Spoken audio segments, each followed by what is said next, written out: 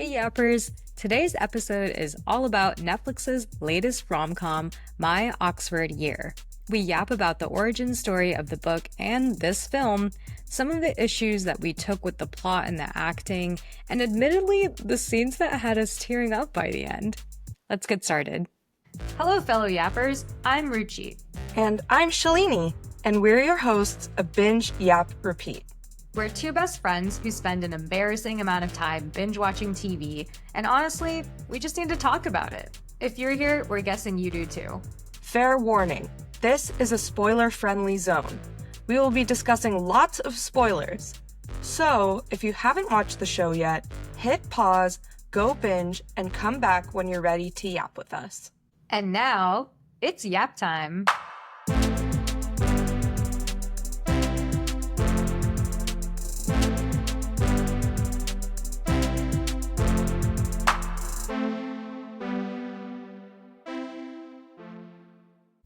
Hello, Yappers. Hello, and welcome to the Oxford Comma. The Oxford comma. Your go-to podcast for all things Oxford and all things grammar. Oh yeah, welcome to Binge, Yap, Repeat. Today we'll be discussing My Oxford Year, which is actually, this is the first movie that the two of us are covering, right? That is true, because you did K-pop Demon Hunters with Izzy, and I did Echo Valley with my sister. And those are the only two movies we Yeah. did? Whoa, okay. I think so, yeah. Yeah, how exciting. Cool, yeah, so My Oxford Year is about an ambitious American student named Ana de la Vega, who travels to Oxford in England to fulfill her dream, but encounters a charming local named Jamie, who changes both of their lives. This stars Sophia Carson as Anna and Corey Milchrist? I don't know. Milchrist? Milchrist. That guy. I'm going to guess Yeah, Milchrist. I think so too. Yeah. Corey Milchrist as Jamie. So, Shalini, what did you think? Okay, before I get into overall thoughts, the way you said Ana de la Vega reminded me of Rogelio de la Vega. That was my inspo.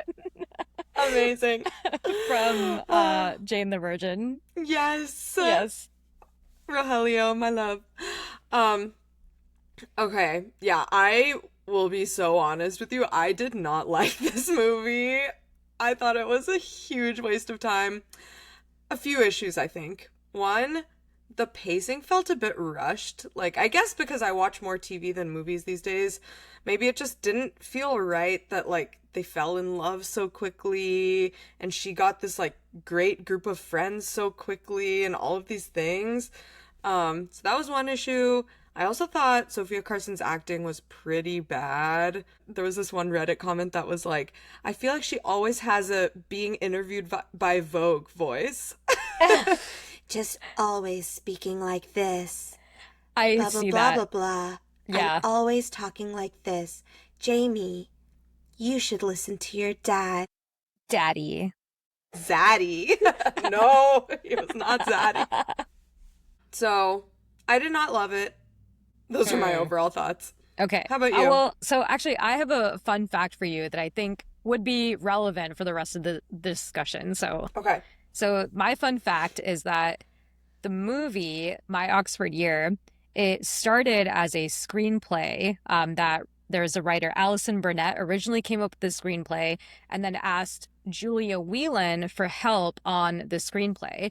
And while they were collaborating on this screenplay together, Julia Whelan is like, actually, I'm going to write a novel based on the screenplay. So she goes off, she writes the novel, My Oxford Year, and then the screenplay becomes what we know as the film My Oxford Year. So you know how it's really interesting how we're like, oh, like this is a film based on this book, blah, blah, blah. Actually, in this case, it's like the book is an adaptation of the screenplay that becomes the movie that we know. Is that interesting? That's insane. I wonder if that's common. That must not be that common. I don't think it's not common at all. I think it's definitely very unique.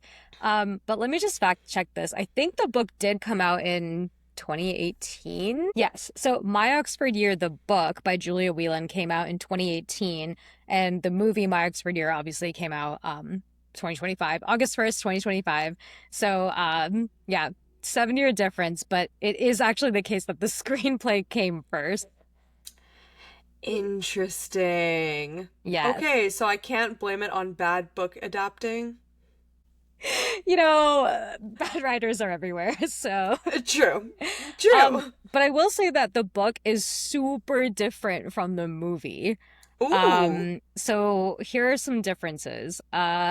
Instead of Sophia Carson playing Ana de la Vega, who is from New York City, getting a master's degree before returning to her job at Goldman Sachs, the main character is named Eleanor Durand. I think she goes by Elle. And she is a student from Ohio who spends a year at Oxford before returning to the States to consult on a political campaign. She's also like Midwestern and white, which is also a pretty big difference, I think, culturally, especially from the States. Mm-hmm. And let me see. Uh, duh, duh, duh. In the book, the ending is also super, super different. So in the book, Jamie's immune system actually overcomes pneumonia, and then he participates in a clinical trial that actually prolongs his life. So the trial does allow him to fulfill his dream of traveling across Europe with Eleanor. Yeah. So he doesn't die?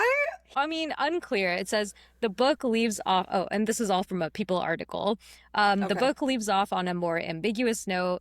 Eleanor explains that she and Jamie weren't meant to be together. So, given all of that, like, what do you actually think about the book ending versus the film ending?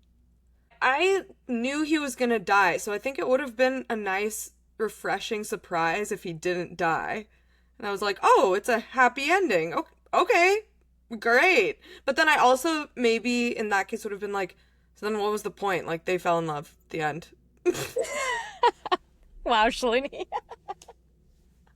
I don't know. I think, yeah, I don't know. I think one of my main issues with the movie was that there were just so many stereotypical plot lines. And they didn't even like lean into it in the self-aware way. They just like really just did it. Um and so yeah, maybe if he had lived I wouldn't have felt that way, but I really felt like it was giving, first of all, Me Before You. Have you seen that movie? Yeah. Yeah, And then also From Scratch, that Netflix series from a few years ago I where think I know she, that one. okay, the story is, let me know if this sounds familiar. This American goes to Italy. I think it was to study abroad, perhaps, or maybe she was just there for like a gap year or something. Falls in love with an Italian man. They both move back to the States. He gets cancer, and she goes through a lot of trial and tribulations with his family to get him the right treatment, and then he dies. And what was the other movie From Scratch? What was that one Um, about? right, exactly. Yeah. Yeah. So I think it was just so stereotypical and like, I don't know, maybe this book, maybe the screenplay was inspired by these other movies and it just didn't pull anything new. Like I just got nothing new from it. Yeah. Yeah. I agree with that. Actually, question for you. What what part did Oxford specifically play into this? Or was it just like a pretty backdrop to all of this? Definitely a pretty backdrop. Also, just like really fed into a lot of like Anglophile stereotypes, just like, oh, she fell in love with an Oxford professor that loves poetry. And like, oh, he grew up in a castle, So I Yeah. think it being, I guess that's not Oxford specifically, but just like in England, Anglo porn. Yeah, I agree. I mean, I think there were some aspects that was like, oh, it's Oxford because she's like so smart and ambitious, but also she's chasing her dream of doing like English at Oxford. Like, wow. But then when it came down to it, I don't think anything really fed into their relationship. Like, they had nothing. I mean, sure, they like met because of the class that they were teaching, which, by the way, unclear if it was even like frowned upon that he was dating his student, because like at Yes. first it kind of was, but then they weren't trying to hide it at all, and then it was basically a non-issue at the ball that they went to. So like, what was the point? know. Oh my God, wait. I think this is a good time to read this Reddit comment because it touches on so many things, but I think it'll set the scene well for our conversation. Okay. Okay. This Reddit comment is from the username Soggy Ice Cream Cones. Nice. So, Soggy Ice Cream Cones, you make a lot of great points. Title: My Oxford Year is So Bad. Nice. Not to mention the quote unquote main character in a bad way, girl energy Anna gave. Like, it was so corny, crying face, praying emoji. It also had the cliche friend group, which automatically formed. Like, we didn't really see their connection. Jamie was alright, but he still had the everything is deep energy, sort of. Yeah. But I guess it's fine because he was learning Victorian poetry. All the other characters were okay. When I watched it, I could tell it is one of those TikTok book adapted into a movie type things, even though I had no clue and then searched it up. But I guess it was like a little bit the other way around. But anyway, but all things aside, the biggest problem with this movie was the romanticization of student-teacher relationship, which is so problematic. The first time they kiss and Jamie just walks away, I thought maybe, yeah, they would explore this problematic side of the power dynamic. But it was just because he had cancer. There are several people in academia who face sexual harassment from the professors, yet media like My Oxford Year and The Love Hypothesis, which I actually don't know what that is, That's never the fail book to by romanticize Ali it. Hazelwood. Oh, okay. Okay, I've actually never read an Ali Hazelwood book. She's the one that writes the science love books, right? The girls in STEM romance books. I think so. And now I'm trying to I think I did read a couple, like the ones that were based in like Caltech or something, right? They went to Caltech. Oh, maybe. I haven't read them, but every time I see one on the shelf, I'm like, I feel like I'm not gonna like how they portray women in STEM. Yes. Okay, yes. I have read her books. Okay. Do you like how they portray women in STEM, or how she portrays women in STEM? It's not bad. I would say I did not like that one. I think it was Love Hypothesis or whatever it was. Love Hypothesis, Mhm. yeah. I think Love on the Brain, I think I read. And like there is a series of 3 short stories that she put into one about 3, like a friend group, the 3 women there. And I liked those. I don't think Love Hypothesis was that one. Anyway, I agree. I think like just like a huge question mark about the professor student relationship. Maybe it was okay because he wasn't actually a professor. Yeah. I don't know. Even a TA, I feel like would not have been okay. But Yeah. And is that like a real problem at Oxford? Who knows? But I agree. I think the power dynamic is a little weird. I understand that it's a fantasy of many women, but there is a power dynamic that should be addressed. yes. What was that the rest of was that the Oh, rest? that was the whole comment. That was the whole comment. Oh, okay. Yeah, so it touched on the friend group, her acting, her energy, and the romanticization of the relationship. Yeah. Yeah. Okay, we can just dive into each of these topics. Like, okay, starting with the friend group. What did you think about the friend group? It felt very unnatural, I think, her friendship with them. Like, they didn't really hang out that much. The only things we ever heard them talk about was her relationship with this guy. And yeah, like, shouldn't they have been telling her about the ball that they were so excited to go to? You know, just stuff like that. Like, there were so many opportunities to make the friendship seem more natural. And I was like, why are these friends suddenly best friends with Cecilia, who they definitely don't know, right? And Yeah. it just felt very unnatural. I also thought they, like, put exceptional effort into making these friends very odd, which I don't know why they did that. But I saw a Reddit comment that also said that. And they were like, maybe it was to make the main character look prettier. I don't know. Oh, maybe. Or to Yeah, like to be like, oh, Oxford full of, smart uggos or something. maybe. I don't Hmm. know. That reminds me, there was that girl, Maggie, who liked the friend Tom, who just happened to have a random women's bicycle just hanging out in his apartment. That's weird. Anyway, So weird. beautiful bike, by the way. Um, anyway, so they put this quote in there where Maggie's like all dressed up and she's dancing with some random guy at the ball. And then she was like, "Oh, you can't take your eyes off of Maggie. It's because, wow, that's crazy how it takes a woman to get dressed up and to put on heels for you to notice her." And then he's like, "Yeah, proving her right." I was Uh-huh. like, And was that supposed to be some kind of feminist quote? Because it did not land that way. It was like, yeah, all you have to do is get dressed up and put on makeup and wear cute shoes in order to get noticed. And I'm like, that's what we're telling people? take note, women. Yeah. My Oxford comma. Oh, my Oxford comma. My Oxford year wants you to know all you have to do is put on a pretty dress.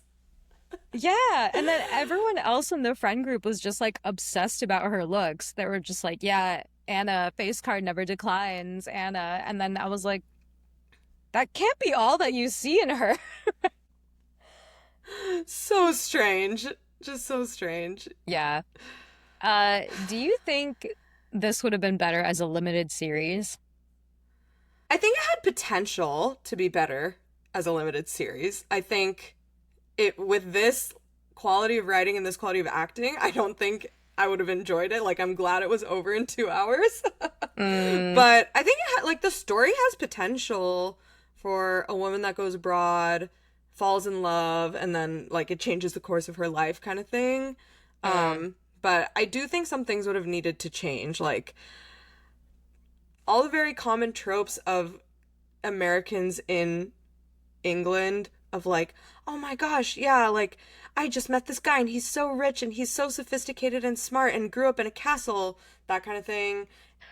Um, I was confused why she went to the halal cart and was like shocked at the fact that there was a halal cart at Oxford.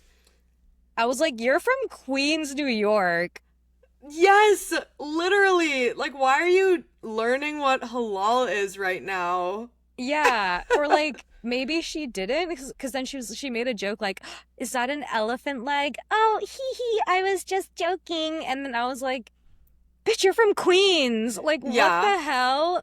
You're literally like home of the halal cart, basically." literally. If she was trying to make a joke about that, it did not land. It came off like she really just didn't know what this cart was. Yeah, and very unlike a New Yorker, she did not compare Dimitri's halal cart to the halal carts in New York. Yes. Yeah, lazy writing. Yeah, I Ugh. was like, are we just supposed to forget about that? Is that not part of her identity? I don't know. I don't know, man. I don't know. I wonder. Okay, well, now it's a little complicated because I know that the screenplay came before the actual book, but I was thinking they maybe they made her character Latina and then maybe decided to make her be from New York because there are more Latinas in New York than in Ohio. But maybe they just made her Latina in order to introduce some ethnic diversity in the movie because without her and without Bicycle Boy, there is none. That's a good point. That's a good point. Even then, it wasn't that diverse. But I don't know, maybe that would have been fine because, like, maybe that's how the English department is at Oxford, and maybe it is just very white. I don't know. Yeah, I don't Um, know. Yeah, it's unfortunate that we are the two people in our friend group who did not do study abroad. We were talking about my Oxford year. That's so true. Okay, yappers who have studied in England, let us know what the ethnic makeup of your class was. Yappers who have either directly or indirectly observed the English department as at prestigious English universities. Let us know. I'm sure we have a lot of those. Yeah, I'm sure we do, honestly. Um, okay, the other thing that I wanted to talk to you about was the overall plot, in that Ana de la Vega is this hyper-focused student who just like wants to do the right thing. I think that's maybe another reason why they made her like immigrant culture, because Mm. there's like more on the line about choosing to stay in Oxford versus going back to this fancy Goldman Sachs job.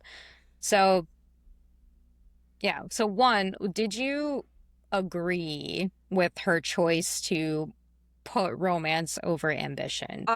I don't know if I even see it as putting romance above ambition. I think it's maybe choosing your passion, or yeah, choosing your passion over choosing financial stability. Because I think the way they showed it was that like he opened up her world and was like, "Don't forget that you used to be a dreamer." And then after that, she realized like, yes, there's so much more to life than making money. Um, in that case, I mean, it's very hard for me to say because I think I grew up in a privileged position where I could afford to think about my passions, and so I did like that she didn't just take this boring job at Goldman Sachs. So honestly, when she was describing it, I was like, this sounds so fucking boring. I would not want to sit there at a desk probably for like 15 hours a day and do this shit. So in that respect, I liked it because I think I am of the opinion that if you're in a position to choose what you want to do, you shouldn't just try to make the most money. But I also know that that comes from a position of privilege. So, yeah. What do you think? Um, I like that she chose to stay in Oxford. I think I agree with her decision as much as I didn't really like her character. I did find that the decisions that she made were consistent. And I think this is how I feel like the book is super weird because, yeah, I think the movie message is all about how to choose your passion, how to live life for yourself, and live it by your own means. And that's what both Jamie and Anna were doing, right? Mm-hmm. Jamie was like, I don't want to spend my life, like the rest of my life, the limited time that I have left, in and out of hospital rooms, and I don't want to just like be super like de-energized and just not have any energy to think about things. And like maybe I'll have an extra 2 years to die slowly, but I'd rather have 1 year of really and truly living my life. Yeah. And I think that made sense then, that Anna was also living that way. And so I actually like the way that they did the movie ending more so than the book ending. The other difference between the book and the movie is Anna's background. So in the movie, both of her parents are alive, actively involved in her life. They really care about her. But in the book, Eleanor, the main character, Eleanor's father died in a car accident, and his death is a major plays a major role in how she forms relationships as an adult. So I can see that if Anna in the film has just like a single mom working two jobs, how she would just be like, I need this Goldman Sachs job. I cannot afford to live my life in Oxford so many miles away from my family. So I think I would have judged her a little bit more, but the fact that her parents were alive and well, they were good, they didn't seem like they were struggling really that much. Yeah. It made a lot more sense for her to make that decision. Okay, yeah, I see that. I think I agree with that. I do think if they had shown her mom as a single mom, but also being like, you need to go follow your passions, like blah, blah, blah, and then she still decided to do that, I would not have judged her. Oh, okay. Yeah, that's Yeah. a good point too. Yeah. Yeah. But also I wonder why they decided to give her a dad, because I think that could have been a really nice connection point for her and Jamie as well, because he lost his brother. Yeah, that's a good point. Yeah. Also, where did she order that car model kit from? Because she got that real quick. Maybe Yeah. DHL. Looked old as fuck too. I'm like, did you just like take this car and box it up? Take it from his apartment, take it apart, put it in a box. Yeah. Remember when you did this together? I took it Do it apart. again. Yeah. Do it again. I dare you. Okay, I will also admit I cried a little bit when they went on the European tour, and then it turned out that he had actually died, and so she did it alone, but like was with him in memory. I cried at that a little bit. Oh, Got a little that was emotional. sweet. Yeah. But then at the end, I was like, did they just do that so the film crew could go on a trip to Europe? And that's why it took 7 years to make this movie. Probably. I was like, they filmed for like 2 seconds in Greece and Italy and France and Amsterdam. Every day they shoot that one scene and they're like, I don't think we got it. The light's ruined. We gotta try again tomorrow. Yeah, they're like, you know what? I think we need another like 2 weeks here to really nail the shot. If the roles were reversed and Anna was the one that was sick, do you think the movie would have been written the same way or would have hit the same way?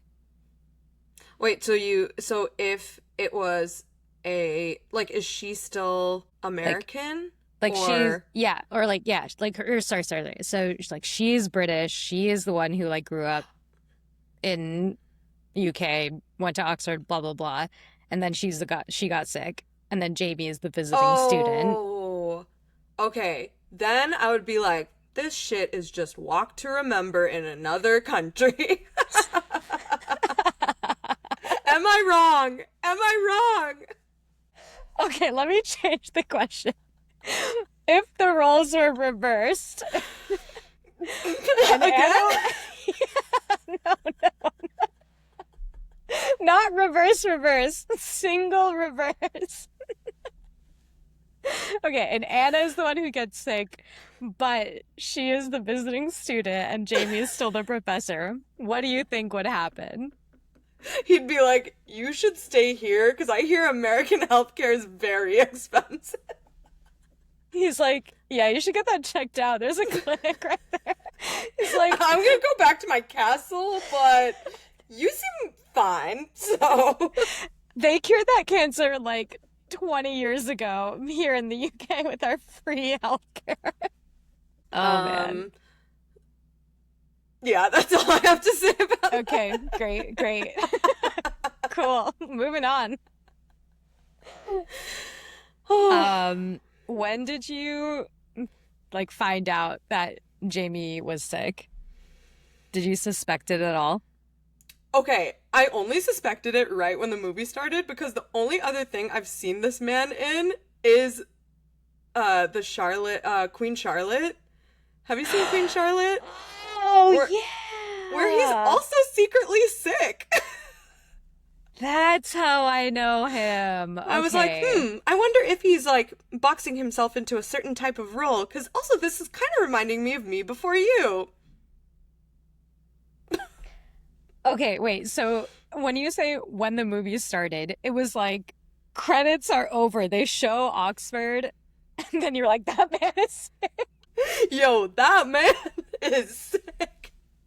I think it was like when, no, it might have been the first scene I saw him in because I really didn't know a lot about this movie. So when he walked into that fish and chips shop, and I was like, this dude is sick. No, yeah, when he walked into the fish and chip shop, I was like, oh, that's Farmer George from Queen Charlotte. I wonder if he's also sick in this one. Oh, I see. You're like, damn, the way he drove through that puddle is the... Only a sick man could have done that. Oh, he was the guy who drove through the puddle? Yep. He's sick. Sick as fuck. When did you suspect that he was sick? I think probably like the scene after that. I was like, oh, he seems like a nice guy. And then he's like avoiding all these women, but he's not a player because he's not hitting on this girl that's with him. So, and then she said something like, I can't remember what she said to him at that time, but it was something like, "Oh, are you avoiding them because you're trying not to hurt them," or something like that. And I was like, "Oh, this man has an incurable disease, doesn't he?" But I will say, I think the first half of the movie, I was like, I hate this. I'm not really being taken along for the ride about how they're actually falling in love with each other. It kind of just feels like, having sex or whatever. But yeah, then at the end, I did get that tearjerker moment. But I looked it up, and apparently they did a lot of like A/B testing with the ending, which is why the ending is so different than the book. Interesting. I will say, I did think the scenes popped on camera. The travel scenes. Yeah, like I don't think you could have really written that in the same tearjerker way as you could have visualized it. So I think they chose the medium well. I agree. Yeah. Okay. I want to talk about that scene where she's standing at the halal cart screaming at him from 20 feet away for some reason instead of walking towards him. And saying that just because something is fleeting doesn't mean it's not meaningful, as people swarm around her at the halal cart. I was like, why is this halal cart suddenly popping off? Dimitri's like, another day, another dollar. Oh, sorry, another pound. Yeah, and I was like, why aren't you walking to him? Why are you standing there? Ugh, it felt so forced. Yeah. It's just more dramatic this way. Yeah, they really tried. They really tried with the drama. Yeah. Which character did you relate with the most? Oh gosh, I don't know if I found any of them very relatable. Maybe Cecilia? And just like being a supportive friend / family member? I think my issue with Cecilia is that she came off as like kind of mean at She first. did. She was giving mean girl energy for sure. Yeah, and then when it was revealed that she was the girlfriend of Eddie, she was like suddenly super nice. I was like, you could have just been nice from the beginning. I know.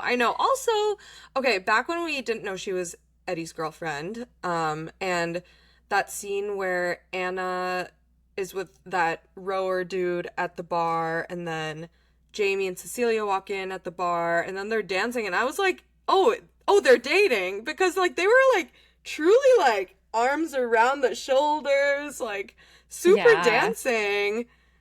And then, yeah, obviously we're supposed to think that they're dating, but anyone who would see that would think that they're dating. Yeah. Oh, another big difference in the book is that Cecilia is actually Eddie's fiance when he dies.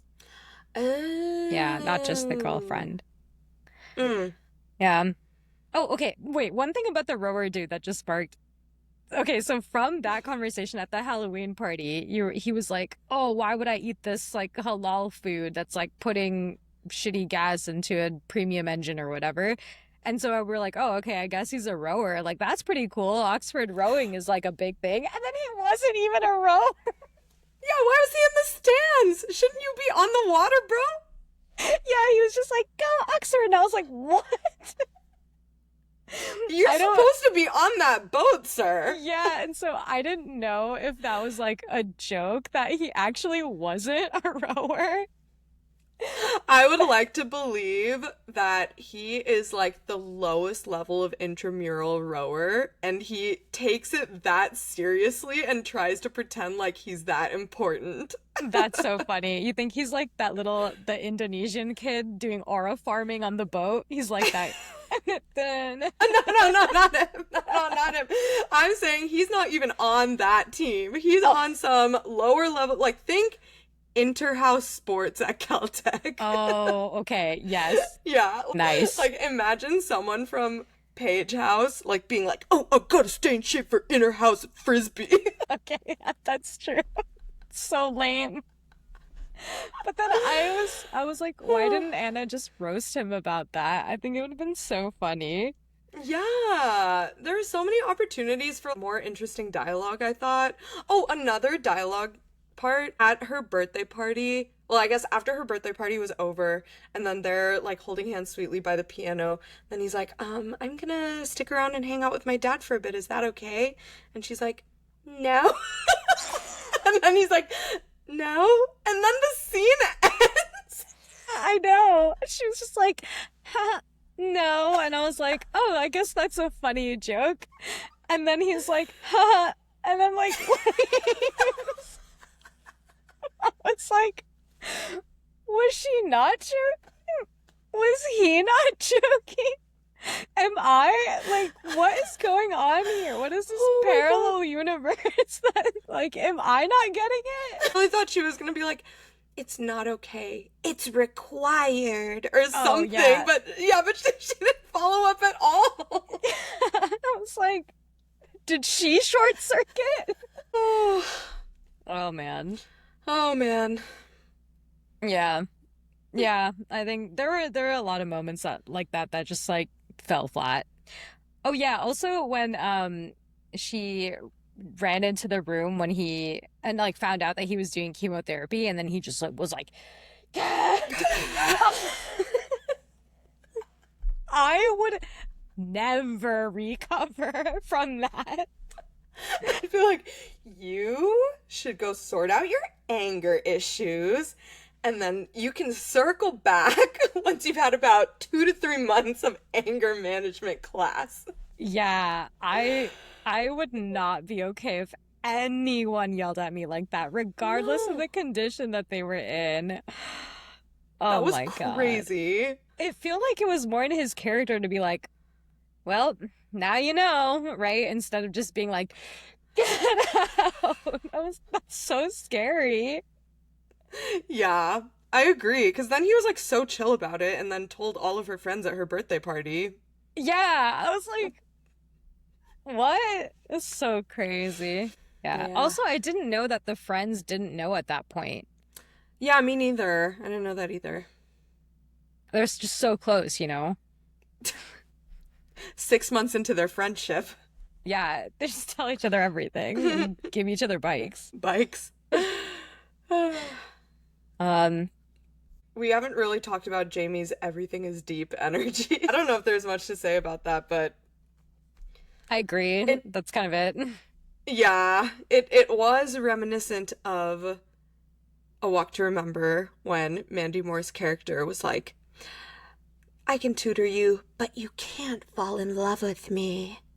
And then he's like, okay, but then he obviously falls in love with her. Yeah. But yeah, just, yeah. Hey, Mandy Deep Moore. for no reason. Also from Central Florida. No way! Yeah, she went to my sister's middle school. Cool! I think the other thing that I had a question mark around, maybe you'll give her a pass, but when they had their first homework assignment and she was supposed to bring a poem to talk about with him, and she picks this poem that's about how there were like man children or something around, and she was like, he's gonna love this. And then she writes that essay about suffragettes and whatever, and then she takes it to him and he's like, you managed to do everything except the assignment. And then she was like, oh, okay, I'll like keep working on it more. I'm like, and he's like, you have to pick something that speaks to you. And I'm like, I feel like as a master's student, like you would know that, but I'm not sure. But I think I don't know if she was trying to do, I mean, this is one of those things where it's like it kind of like doesn't land correctly, and so I don't know if they're trying to do a thing that's like, oh, she picked out a poem about man children because that's what she thinks about him, but then when he talks about it, he's like, oh, you should talk about something that, you know, that you feel a certain way about. And I was like, yeah, she does feel a certain way about it. What was the assignment again? It was like a poem that says something about you. Don't ask me. Okay, let's assume that was the assignment. I can see how, I do think it's a plausible series of events that she's like, oh, I feel such strong feelings about this poem about men. And then he's like, yes, you feel strongly about this poem, but I asked for a poem that says something about you, not what you feel strongly about or something. And then she's like, huh, I shouldn't define myself by how I feel about men. And then she tries again. Oh, okay. That's kind of how I interpreted it, but I don't know if that's like giving them too much credit or just not being critical enough. We haven't given them any credit, I would say, so I think we can give them this one. Okay. You win this round, my Oxford year. I think the other question that I had was I was confused why I didn't know what she studied in undergrad, but I was confused why she was going to Oxford for a master's in English when she had a job at Goldman. I was like, what does Goldman do to give master's Oxford students in poetry a job as a financial analyst? I was confused about that line of thought. But maybe Yeah. she like did finance in undergrad and then was like, this is my dream. Yeah, And then got in that way. maybe. I guess so. I'm also surprised that they let her like wait a year to start working there. Yeah, I She didn't already had the job lined up. did not think that Goldman was that generous, No, especially no. in this economy. Yeah, no investment bank is that generous. I'm gonna look this up. Does Goldman Sachs allow you to defer job? No, it's take it or leave it. Great. Cool. Especially Um, for entry level positions. okay, and she only had a bachelor's from Cornell, right? She didn't have any other degrees. So was she like 21 years old? Yeah, that's a good question. I guess so. She looked way older than that, I thought. And like he's Yeah. obviously way older than that. He also looked way older than a PhD student. Yeah. How old is Sophia Carlson? Carson? Yeah, Sophia Carson. She is 32 years old. Okay. Hey, she's that from is around- Florida. Everybody from Florida. She was born April 10th, 1993. We're old. We're old. I mean, we're not pulling off recent college graduate anymore. Milcrease. He is 27 years old. Wow, that is PhD student age. That's surprising. I thought that he was much older. Mm-hmm. Me too. All those beers at the pub. At the pub. Yeah. Wow. Well, yeah, I don't know why they cast a 32-year-old for this role. Probably because she's pretty. Yeah. I don't know. I mean, she is pretty, Yeah. but at what cost? So did you know that have you seen Sophia Carson in other stuff? Oh, okay. Me either. But I think she's like she's like a Disney star as well. Oh, So, Disney star. yeah, she was in Austin and Ally, and then she was also in The Descendants. Ooh, interesting. Okay. Yeah. Should we do rating? Yeah. Okay.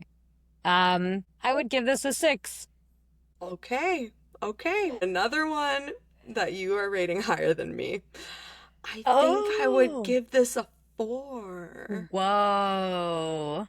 I truly just wanted it to end. I thought there was very little redeeming about this movie, but I did finish it. So Well, you had to finish it.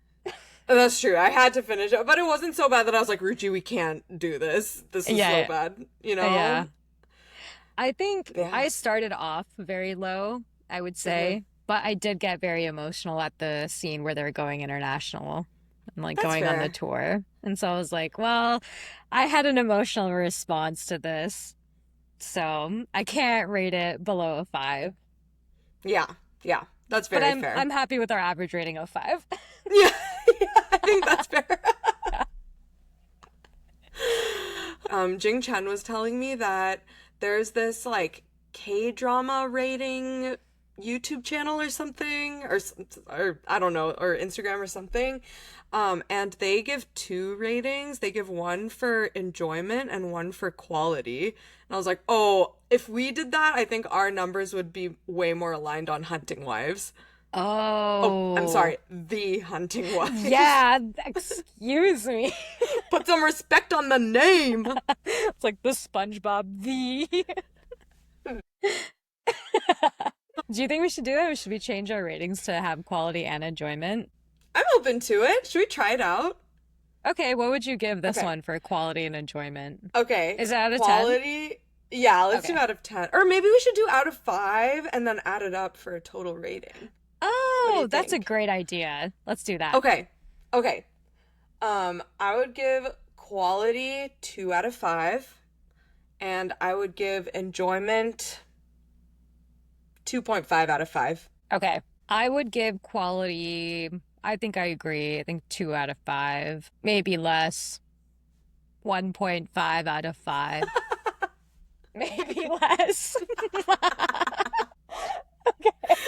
Keep going. Okay, I'm gonna lock in my answer as 1.5 out of 5 for quality.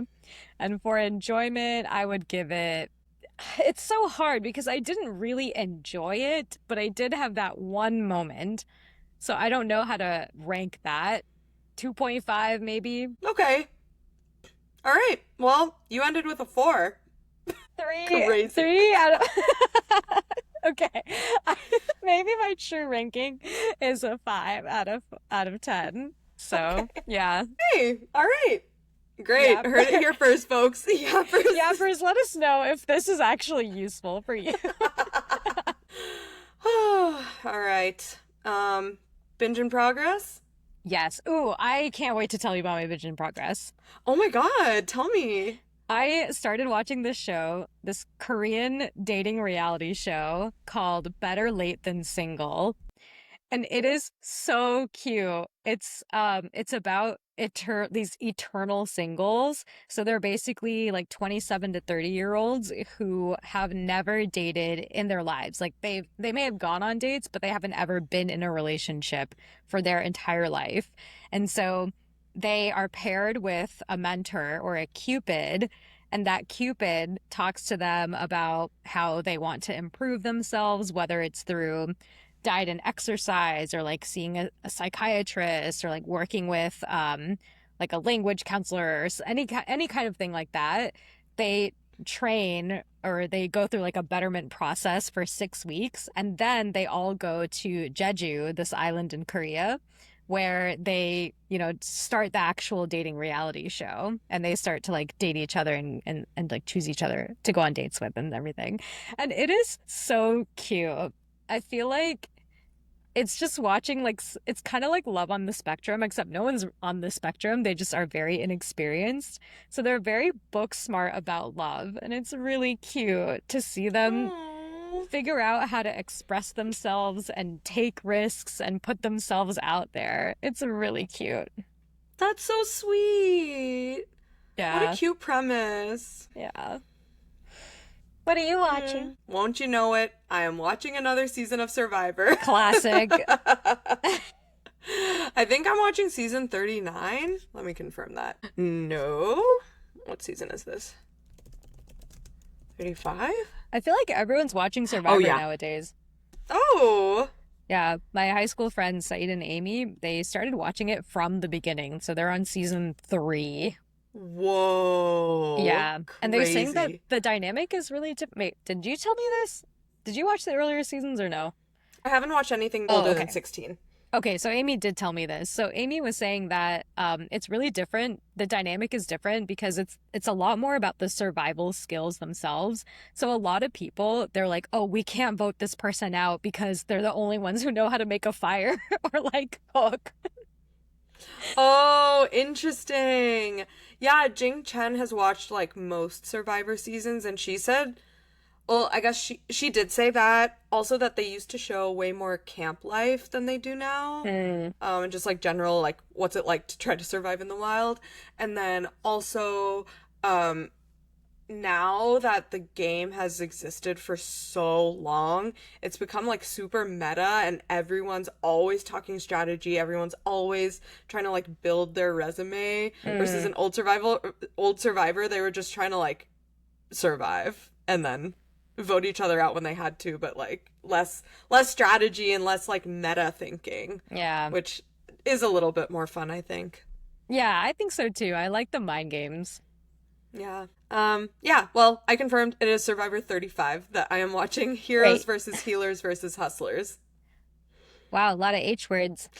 Yep.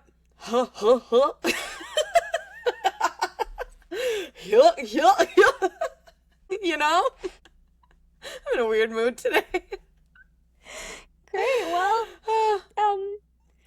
thanks for having us. Thanks for yapping with us. If you loved this episode, have some hot takes we missed, or if you've got a show you're dying for us to binge next, follow us on socials. We're at Binge Yap Repeat. Until next time, happy binging.